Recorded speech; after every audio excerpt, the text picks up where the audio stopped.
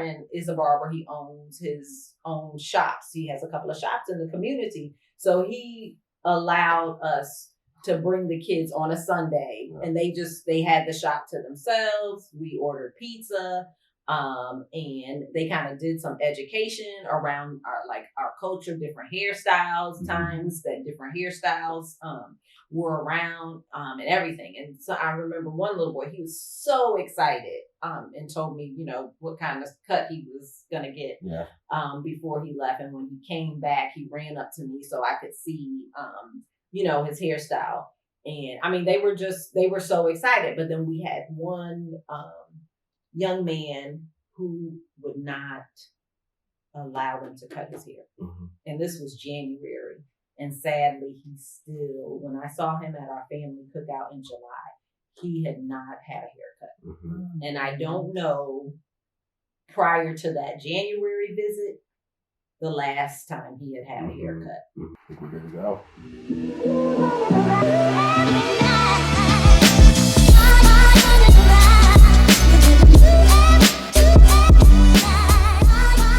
Hey everybody, welcome back to the second episode of Hairitage Talks. And I am Tamika Swank, the founder and executive director of Styles for Kids. And I'm excited to be here with my co-host, Luke Mitchell. How's it going, everybody? So we are excited about this back to school edition. It's been a busy season and a busy time, I know for sure, for us over at Styles for Kids. And we have a guest here with us today. And her name is Wanda Chandler. Wanda Chandler.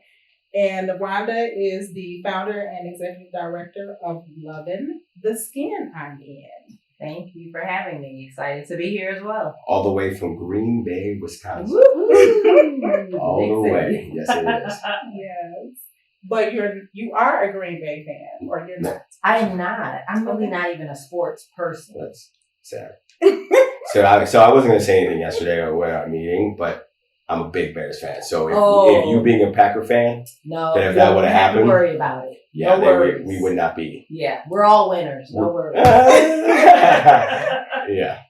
And I'm big Bears fan number 2, so you would really be in trouble. Yes. No, I'm not rooting for it. I'm rooting for everybody. That's right. So we're excited about today's topic. I mean, back to school can be stressful for some kids, especially, if they're not feeling good about the way that they look.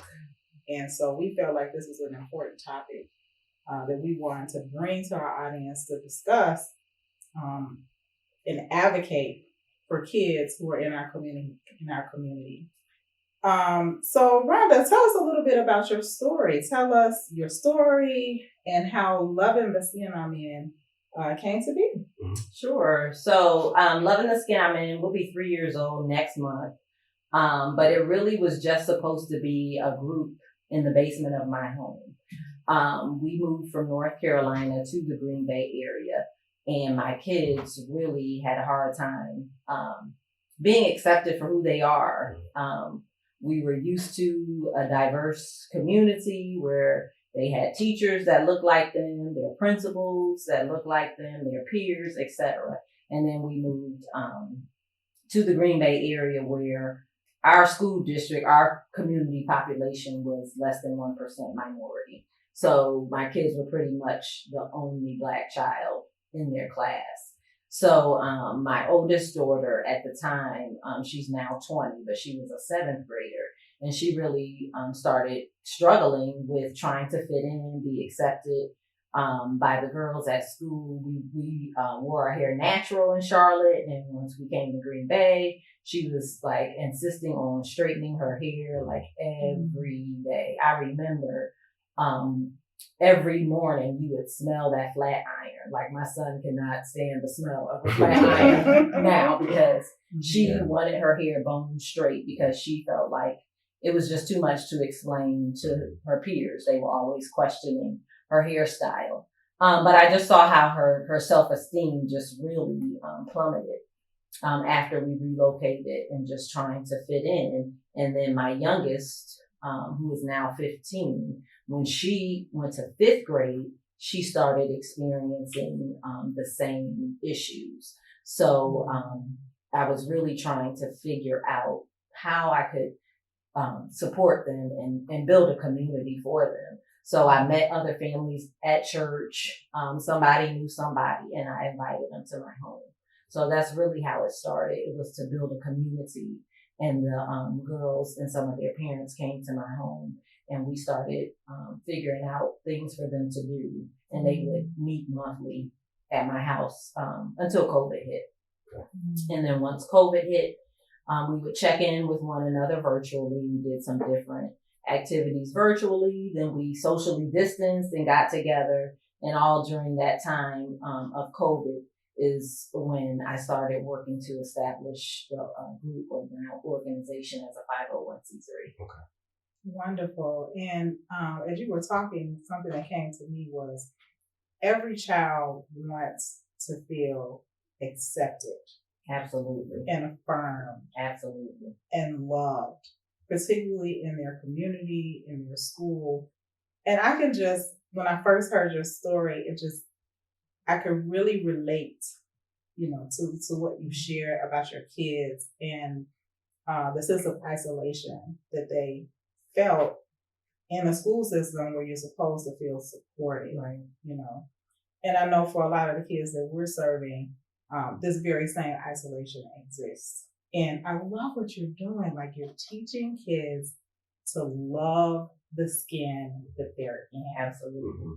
And this is vitally important, especially for self-esteem and developing a healthy identity, being able to have a positive self-image, like all of these things that are critical for children who are just growing up in the world, just trying to figure it out. Absolutely. Yeah. I think that one of the big things too is having a voice and being able to speak up, not being the odd child out or the black child in a white family.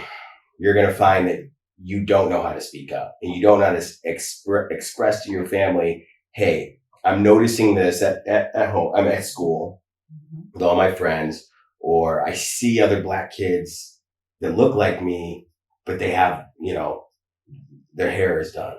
Their hair, they go to the barber shop. I want to know about it. And being able to have that voice that's as me being an adopted kid and me feeling I never had that. That's one thing that I'm proud of you for doing and having those kids, having a safe space to come talk to you, but then also educating those parents of what they might be feeling. So yeah. And can you speak to that a little bit? I mean, we work with families that are transracially adopting and fostering children of color in communities all across the nation. And one of the things that we see sometimes in this sense of isolation is parents are trying to figure things out, right? And so can you speak to your experience with working with transracial adoptive and foster families in your group and how that's been? And what's been your experience? Can you talk a little bit about that? For the most part, it's been a positive experience. It has been, or it can be challenging at times, I think, because you have to wear your vulnerability on your sleeve. Yeah. Like, who wants to come and say, I don't know it all, or, I'm raising a child that doesn't look like me in this predominantly white community. And, I don't know. I don't know where to take them to get their hair, or I don't know what to use to moisturize their skin, or I don't understand, what they're dealing with, or them feeling isolated or not being accepted because they never walked in those shoes. Right.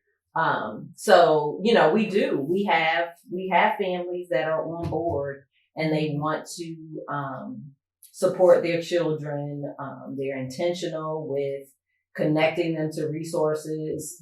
One of the things that we do is we have a private, a family Facebook group. So if you're parenting, caring for a black or brown child, you join our Facebook group. So I try to make sure, any type of community resources, activities that are culturally based that families know about them so that they can, take their children, expose their children. We try to do things as a group also so we can go in community together. But then you also have families who are hesitant and only they still kind of want to control the situation or control the narrative or give you certain access or put certain limitations on how much access you can have to their children. So it's it's trying to navigate those waters. And, my thing is I always tell the parents, I would never offer them anything that I wouldn't for my own children. So just really trying to reassure them and show up for them, show up for their kids.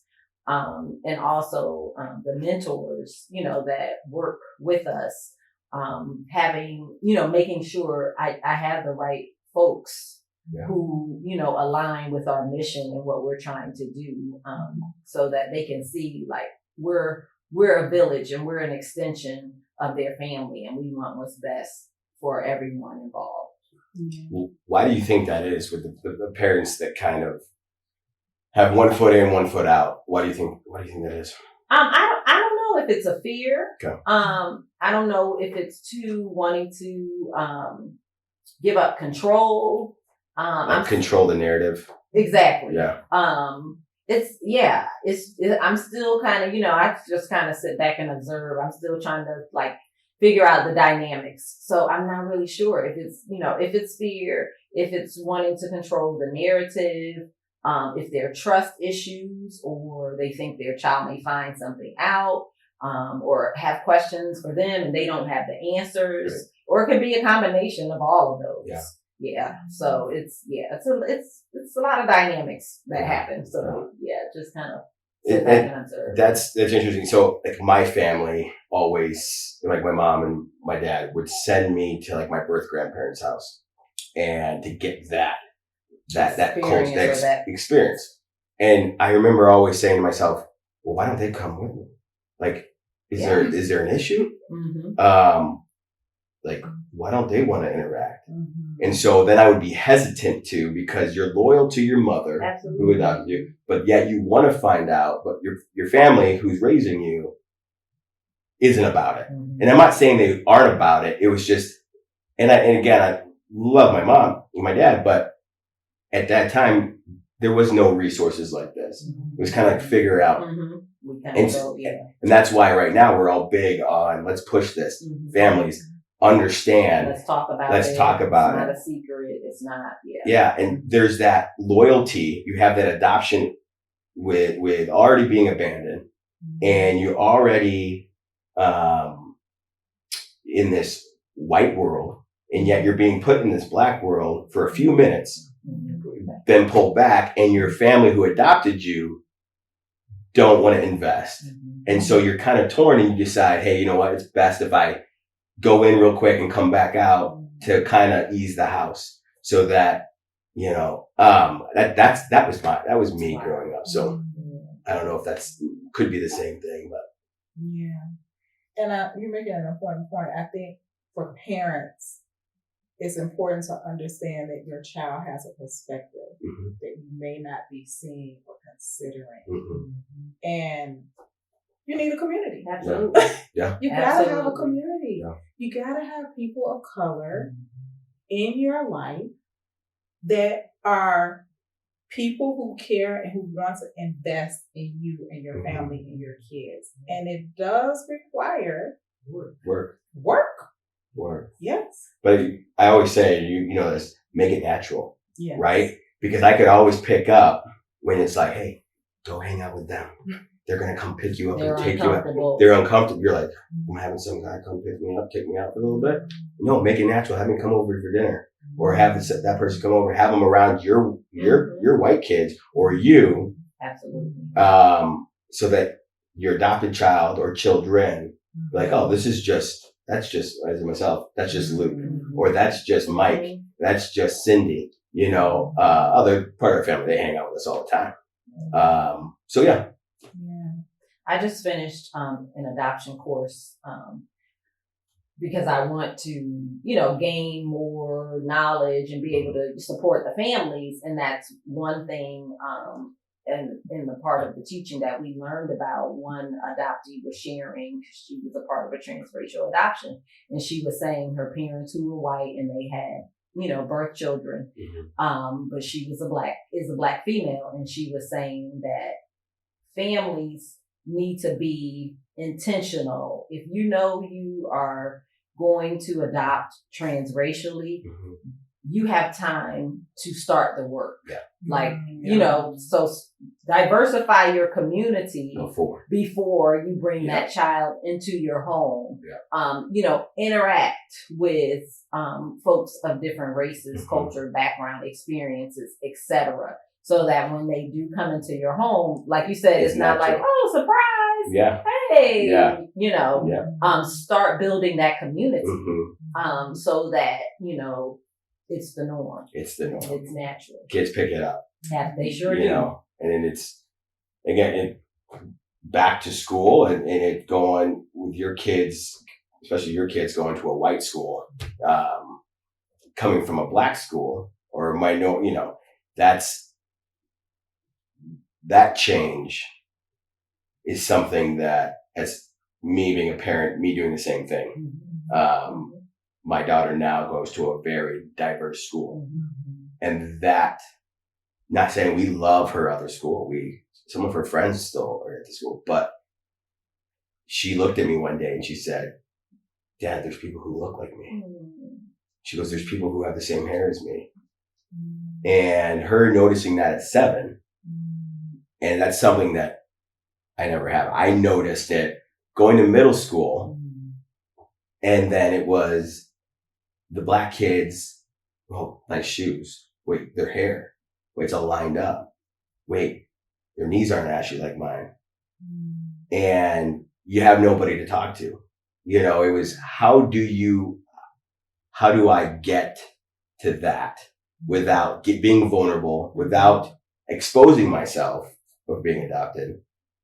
I mean, everybody knew because when your parents were white and they pick you up. They pick you up. No, like, wait a minute. Yeah, it's my parents. Yeah, what I mean? I'm beelining right to the door. I'm at the door, the car. Dad, drive. You know what I mean? Like, don't say hi. Don't, just keep going.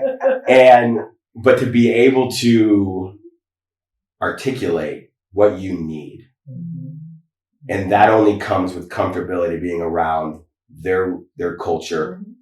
And I wouldn't even say their race in a natural way before they get to that point that they shut down, which then will cause other issues down the road. So, and that's why what you're doing, Rhonda, is so valuable, to be able to provide those safe spaces for kids to be able to have these conversations and to be able to feel comfortable to let their guards down and be able to see other kids of color, and having these real conversations that internally they're struggling with, And it's okay. I'm like, what do you want? You can ask me, or they can ask the mentors. They feel comfortable to go to one of us and ask, those questions, or like we'll have some little ones, how they'll just like hold our hand, but then they'll just like rub our skin, because they're just like in awe to see us and be able, to have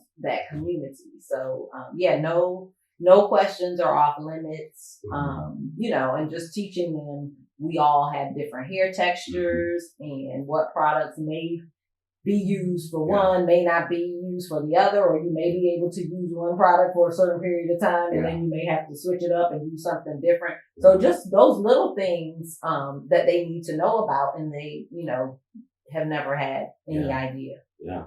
Absolutely. Speak on you bringing those kids to a barbershop or to a salon. Speak on that. Like, what is their them going in? Are they nervous? Are they excited? Speak on that. I would love to if you have some practical examples, to share with us. So earlier this year, because late last year we started a male program. So we're building that. But earlier this year, my husband took a group of young boys to the barbershop just, the camaraderie, just to have the atmosphere of hanging out, what it is, Hey, to I'm hang there. out in the Listen, barbershop. I'm there for 2.5 hours. Exactly. My wife is like, hey, when are you going to be home? Right. I don't know. Right. I don't know. So that whole experience, or going, to get to the salon to get your hair done, etc. What happens in that space. Yeah. So, and a friend of ours, a family friend, is a barber. He owns his own shops. He has a couple of shops in the community. So he allowed us to bring the kids on a Sunday, and they had the shop to themselves. We ordered pizza. And they kind of did some education around our culture, different hairstyles, times that different hairstyles, were around, and everything. And so I remember one little boy, he was so excited, and told me, what kind of cut he was going to get, before he left. And when he came back, he ran up to me so I could see, his hairstyle.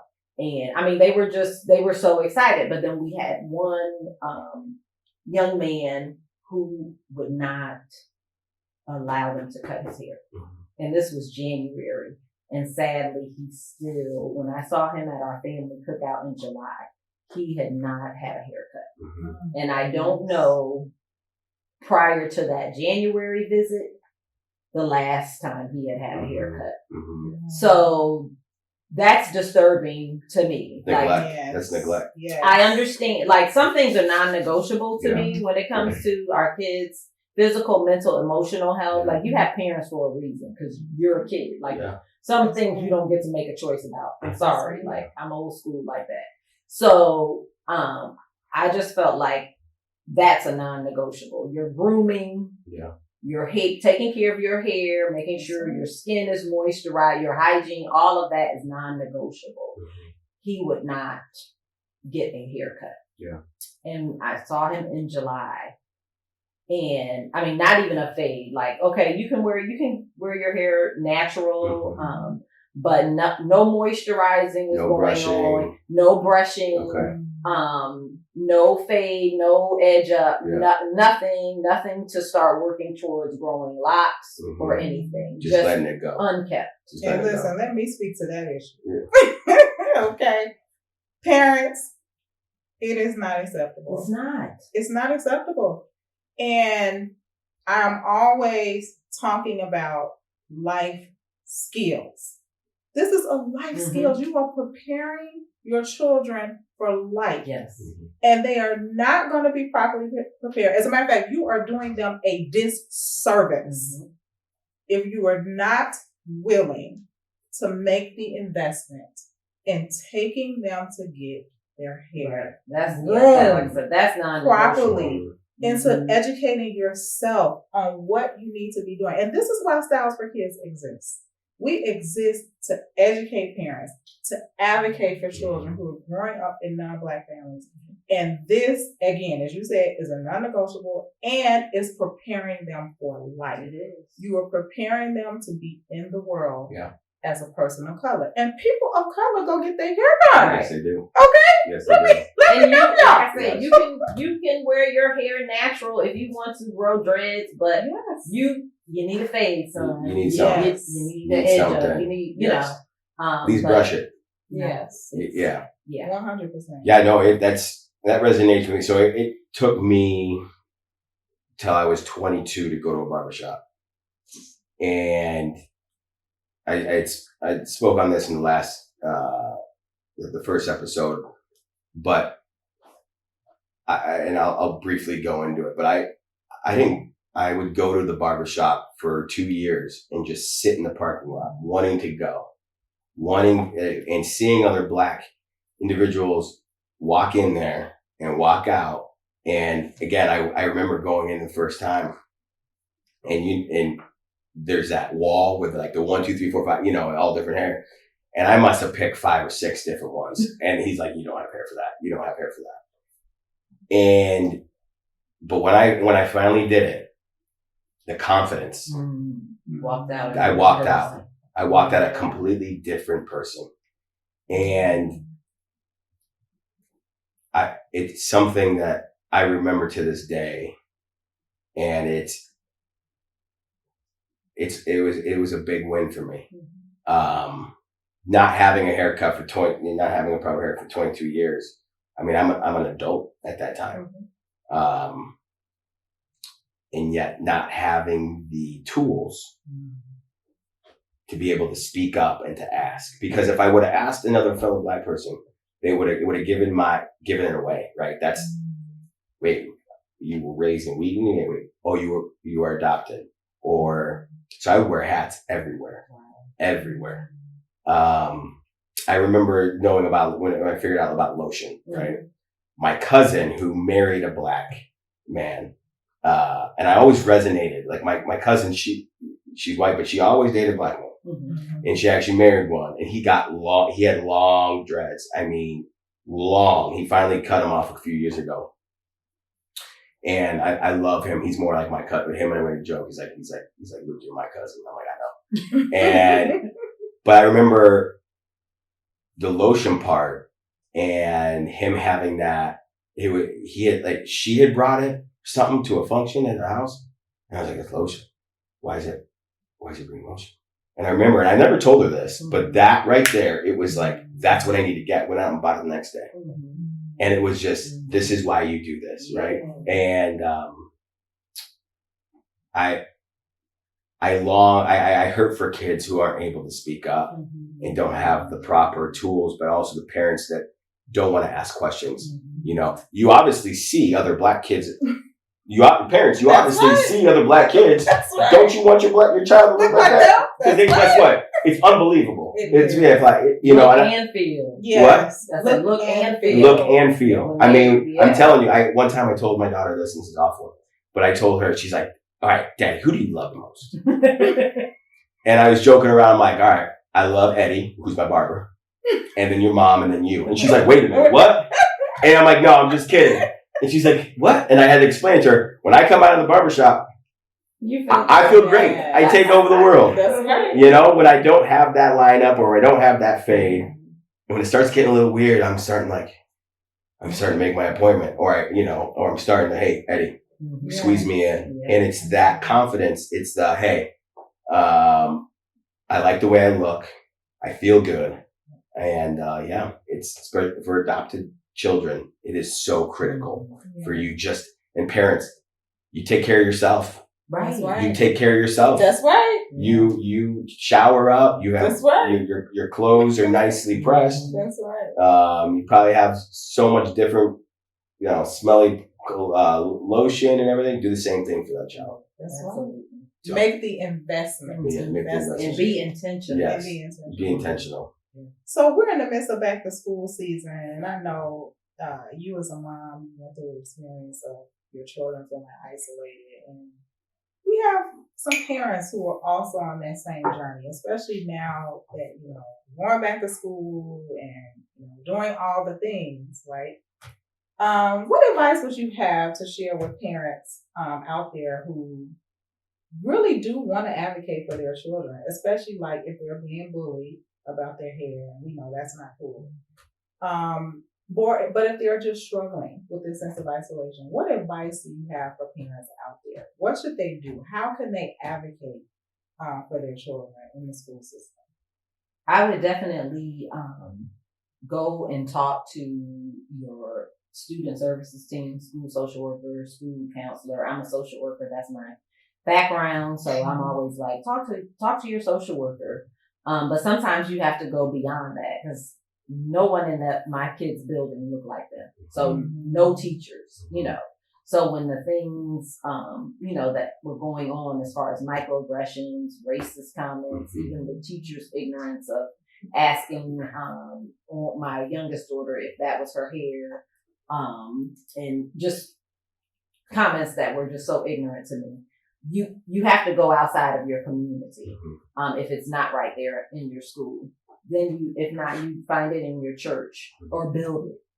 Build it. Your kids' lives literally depend on it. So you have to build it if it's not there. And I always say we took for granted the resources and things that we had at our fingertips in Charlotte when we moved, to the Green Bay area. But I didn't see anybody in the school that I felt like I could go to And by us being new, I didn't have that relationship where I had, a relationship with the schools that my kids attended in Charlotte, but then coming to a new area, it wasn't the same, and they didn't always make it so welcoming or friendly, to do so. So I had to create it. But, again, your kids' lives literally depend on it. If it doesn't show up in early years, it's going to show up long term.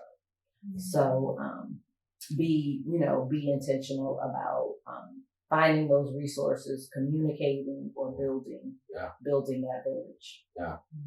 Absolutely. So, as we're wrapping up here, back to school episode, are there any final thoughts that either one of you have that you want to share? Yeah, I back to school was an anxiety-ridden, very nervous. I was always nervous going back to school. One, I didn't like school because of the extra schoolwork, but also the fact that I had to go into a world that I was not prepared for, and that I had to be something. I always created a story. I always created a narrative that was not true because I didn't want to be found out, right? Which then down the road, I'm 37 now, but down the road when I was, even after I was 22 and I made that breakthrough, there was always at, high school and even after high school, me being around another Black person gave me a anxiety, gave me a sense of they're going to find me out. When you say they were going to find me out, did you feel like they were going to find out your parents? Find out parents, or find out that I knew nothing about the Black culture, knew nothing about hair, knew nothing about lotioning up, knew nothing about what we like, shoes, knew nothing about anything, music, and so, you do a lot of investigating on myself. They didn't have Google back then. They didn't have the dial-up internet. Ain't nobody going on the internet. It take too long. And if my mom picked up the phone, it shut off. But it was hard for resources. It was hard. And, but then there was always that, if I go find this out, will I still love my mom? Right? Will I still love my family? Right? And I remember I remember going, who was it? A kid in high school, and he would come over, a Black kid, come over all the time to play basketball on the same team. And I remember when he was around, I put a do-rag on. My pants were a little bit lower, baggy clothes. And I remember a comment that I think it was my little brother or someone in my family was like, why are you trying to act Black? And that to this day, I was just trying to fit in. I was just, for the culture, the Black culture that I did see, that's what I saw. So you try to resonate, but then you quickly go back to the culture your family has created for you. And you're going down this hallway. This is, I always say, I'm going down the hallway and being bounced back and forth there's white people on one side, there's Black people on the other side, and I'm bouncing back and forth. And I actually don't fit in with any of them. And the counseling that I've been through, I've been through about 10 to 13 different counselors. The self-medicating, the depression, the just hating myself for who God made me, that can be avoided, right? Could have been avoided. Now, again, I don't blame my family. I never will. I never will blame my mom for it. I might blame her one time for making me watch Roots with her. Okay, that was some awkward stuff.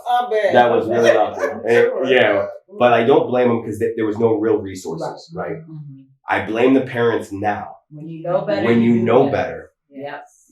I'm if it wasn't for me finding Christ, but also me finding who I was and being a Christian, but also being a Black man and being comfortable with that and saying, guess what, this is who I am. But I think too, where I kind of struggle with, or I'm trying to understand, because in our community, we don't necessarily always have the resources to adopt. Yeah. We usually, I'd say, well, there usually is like a kinship, or somebody passes away, or something happens and our family member comes to live with us. Right. But usually, the families that adopt transracially, they're in a different financial situation. Right. Yeah. So if you can do that, you can be intentional about traveling the world to expose that child to their culture. Yeah. 100%. Yeah. Not, don't just bring them back to your community where they will not see any representation, but bring them to other areas within your state where you know there is some culture. Different foods. Right.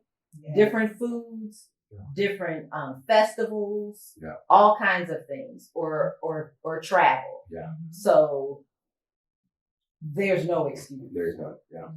There's no excuse. And I always say transracial adoption and foster care is a beautiful thing when we're pressing into the more that you resist that is the place where you begin to put your child in a situation where they're struggling mentally, emotionally, physically, looking for that sense of identity. And even in some cases, in some of the long-term results that I've seen, is even self-harm. Yeah. Self-harm. Yeah. I've seen the mental health issues that can occur because families are not ready to address, or they're skirting around what's going on. Definitely the mental health issues that come into play with it. Yeah. And you're longing for connection. And so for me, I found connection in other places, females, and you want that connection. And you don't realize that's it until you get older. But yeah, parents, like there's a lot more side effects. There's a lot more things that can happen. I'm just giving you a little snippet, but it can be super detrimental to their upbringing for the rest of their lives. Absolutely. And we're going to press more into that because I'm excited about our next show. Yes, in November. Amen. Yes. It is National Adoption Month, and we are going to have some transracial adoptees here who are going to be sharing their stories and pressing more into the story, and you don't want to miss it. No. So make sure you stay tuned. But before that, we want to make sure we give you access to Rhonda and her organization. So can you share, how can people get in contact with you? Sure. So our website is www.lovinmyskinwi.com, and Instagram @LOVINmyskinwi. We're on Facebook as well, saying Loving My Skin WI. So just check us out. Absolutely. And if you're in the Wisconsin area, especially, definitely, you want to be connected with this amazing organization. Thank you. And of course, Styles for Kids is here to help you guys with any hair care resources and education, training, services that you need. You can follow us on Instagram @Styles with an S, the number 4, Kids with a Z, NFP. So follow us on Instagram, and then there are access to free resources on our website at stylesforkids.org. And Luke, how can people get in contact with you? Instagram, my handle is Mitch B. Luke. It's also my email. So if you want to email me, it's mitchbluke.com mitchbluke@gmail.com. You can DM me. You can write me a message. If you have any questions, I am happy to help. So, all right. Available and accessible. Yes, I am. And don't forget to follow Hairitage Talks on Instagram as well. That's @Hairitage Talks, HAIRTAGE Talks. I'm glad you're spelling that. Nope. Hairitage Talks, okay? And it's on the screen there for you. And follow us on YouTube where you actually be able to see the video version of this podcast. Thanks for following us, and we can't wait to see you guys soon. Thank you, Rhonda. Thank you.